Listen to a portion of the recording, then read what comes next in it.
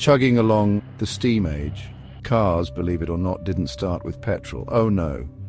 Before the roar of the V8, there was the hiss of steam. Steam engines, those behemoths of the Industrial Revolution, were the first to power early automobiles. They were big and heavy. They needed loads of coal and water. Imagine that on a family trip. These early cars were slow and unreliable. They took ages to build up steam, then they'd chug along, leaving a trail of smoke and ash. Not exactly a recipe for speed and excitement, but hey, you got to start somewhere. These steam-powered contraptions were the first steps towards the cars we know and love today. They proved that vehicles could be powered by something other than horses. A small victory, but a victory nonetheless. A spark ignites internal combustion arrives. The internal combustion engine? A rather grand name for a rather clever invention. It's what separates the boys from the men, the wheat from the chaff, well, you get the idea.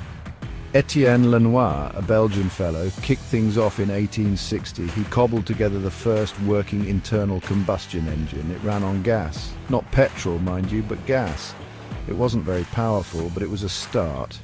Then came Nikolaus Otto, a German chap with a better idea. In 1876, he unveiled his masterpiece, the four-stroke engine. This was a game-changer. It was more efficient, more reliable, and it paved the way for the cars we drive today. But it was Karl Benz, another German, who really got the ball rolling.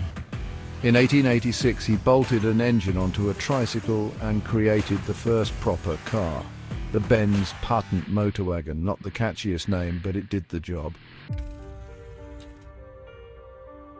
Ford's revolution mass production takes hold. Now let's talk about Henry Ford, a man who knew a thing or two about cars and about making them affordable for the average Joe. In 1908, Ford unleashed the Model T upon the world. A car for the masses. It wasn't pretty, but it was cheap, reliable, and easy to fix.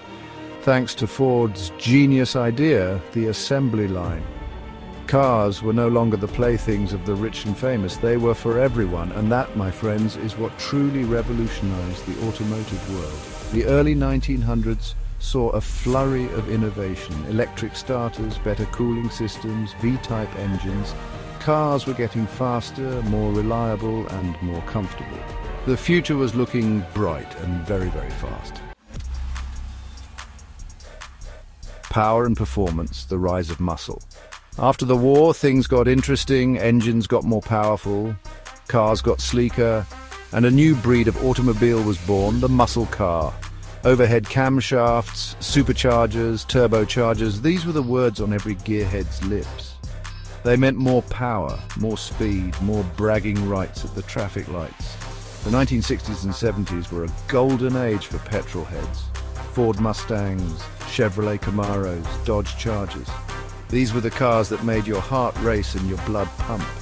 They were big, brash, and unapologetically powerful. From the hissing steam engines of the 1800s to the roaring muscle cars of the 1960s, it's been quite a ride. And you can be sure of one thing, the future of car engines is going to be even more exciting. Buckle up!